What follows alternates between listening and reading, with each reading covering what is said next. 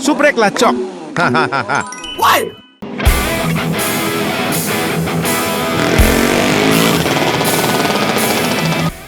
Musim balap Grand Prix 2026 menjadi salah satu momen yang paling dinantikan publik Indonesia.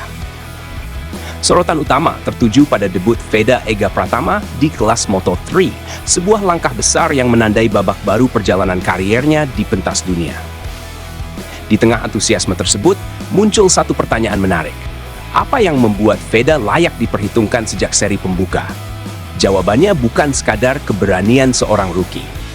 Ia datang dengan sesuatu yang bisa disebut sebagai senjata rahasia.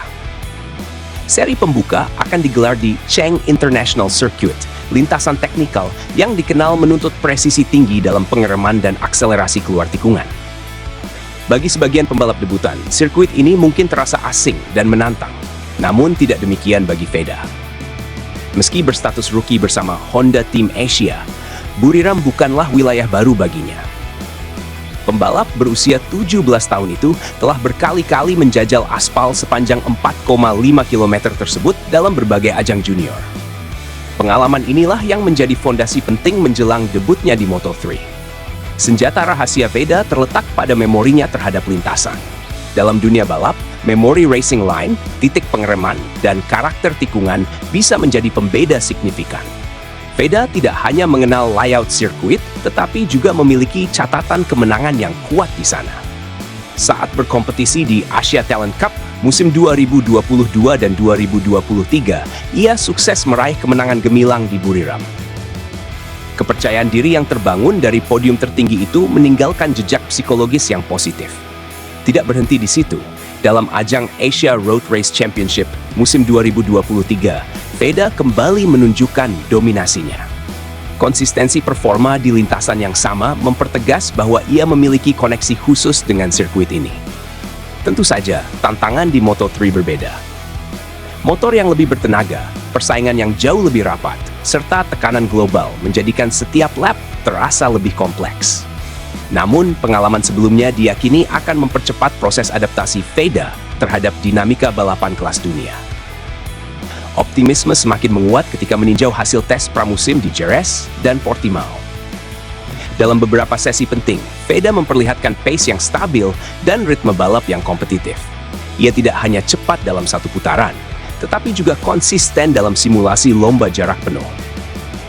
Kemampuan menjaga performa dalam long run menjadi indikator kesiapan mental dan fisik. Di Moto3, balapan seringkali ditentukan pada lap-lap akhir ketika konsentrasi mulai tergerus. Veda justru menunjukkan daya juang yang tetap terjaga hingga akhir simulasi. Bekal gelar juara Asia Talent Cup serta status runner-up di Red Bull Rookies Cup menambah legitimasi bahwa ia bukan sekadar peserta, melainkan pesaing. Gaya balap agresif namun terkontrol yang ia tunjukkan di level junior diharapkan mampu diterjemahkan dengan baik di kelas yang lebih kompetitif ini. Namun demikian, ekspektasi tetap perlu dikelola secara realistis. Moto3 dikenal sebagai kelas dengan persaingan paling rapat di Grand Prix. Selisih waktu antar pembalap kerap hanya terpaut sepersekian detik, dan satu kesalahan kecil dapat berdampak besar terhadap posisi akhir. Meski begitu, kombinasi pengalaman historis di Buriram, kesiapan teknis dari tes pramusim, serta mentalitas juara yang telah teruji membuat Veda memiliki fondasi kuat untuk memulai musim. Jika mampu memanfaatkan momentum seri pembuka, bukan tidak mungkin ia langsung bersaing di zona poin. Grand Prix 2026 akan menjadi panggung pembuktian, dan di tengah gemuruh mesin serta sorotan kamera dunia, Veda Ega Pratama membawa lebih dari sekadar harapan publik Indonesia. Ia membawa pengalaman, memori kemenangan, dan keyakinan bahwa Buriram bisa kembali menjadi saksi langkah besarnya di Moto3. Kalau melihat rekam jejak Veda di Buriram, saya rasa ini bukan sekadar kebetulan. Ada pembalap yang memang punya koneksi khusus dengan sirkuit tertentu, dan sepertinya Buriram adalah salah satunya bagi Veda. Menang berkali-kali di level junior itu bukan cuma soal kecepatan, tapi juga soal pemahaman karakter lintasan. Itu modal besar saat naik ke Moto3. Tinggal bagaimana dia mengelola tekanan sebagai rookie agar tidak overpush di awal balapan. Menurut saya, pengalaman di Asia Talent Cup dan Asia Road Race Championship di sirkuit yang sama itu sangat krusial. Banyak rookie yang butuh waktu untuk memahami titik pengereman dan racing line, sementara Veda sudah punya memori balap di sana. Adaptasinya harusnya lebih cepat. Tapi tentu tantangan di Moto3 beda level. Persaingannya jauh lebih agresif dan slipstream bisa mengubah posisi dalam hitungan detik. Yang membuat saya optimis bukan hanya soal sejarah kemenangannya, tapi juga performa tes pramusimnya. Kalau pace long run sudah stabil, itu berarti dia bukan cuma cepat satu lap. Di Moto3, konsistensi sangat penting, karena balapan sering ditentukan di tikungan terakhir.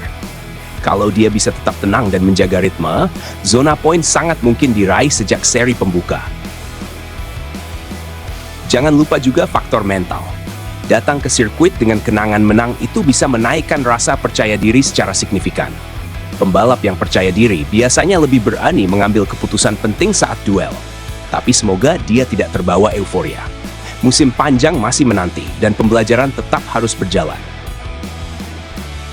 Menurut saya, Buriram adalah kesempatan emas untuk mencuri perhatian sejak awal musim. Kalau bisa finish di 10 besar saja, sudah luar biasa untuk debutan. Apalagi kalau bisa bersaing di grup depan. Itu akan langsung mengubah cara pandang tim-tim lain terhadapnya. Saya tertarik melihat bagaimana dia mengatur strategi saat balapan nanti. Di Moto3, taktik slipstream dan timing overtake sangat menentukan. Pengalaman di junior mungkin membantu, tapi di level ini semua pembalap sangat cerdas secara taktik. Semoga tim juga memberikan arahan yang tepat. Buat saya, status runner-up Red Bull Rookies Cup itu bukti bahwa dia sudah terbiasa melawan pembalap Eropa. Jadi bukan cuma jago di Asia. Itu penting karena di Moto3 mayoritas rivalnya berasal dari Eropa. Adaptasi budaya balapnya sudah ada. Saya berharap publik Indonesia juga bisa lebih dewasa dalam mendukung. Jangan langsung kecewa kalau hasil belum sesuai ekspektasi. Proses adaptasi di kelas dunia itu berat. Tapi melihat fondasi yang dia punya, masa depannya terlihat cerah. Yang paling saya tunggu adalah bagaimana dia menghadapi duel jarak dekat. Di Moto3, sering sekali pembalap saling bersentuhan ringan di tikungan. Kalau dia bisa tetap stabil dan tidak panik, itu sudah menunjukkan kematangan luar biasa untuk usia 17 tahun. Secara keseluruhan, saya melihat kombinasi yang lengkap. Pengalaman historis di Buriram, hasil tes pramusim yang menjanjikan, dan mentalitas juara di level junior. Tinggal pembuktian di balapan resmi. Kalau start musimnya kuat, musim ini bisa jadi titik awal karier panjangnya di Grand Prix.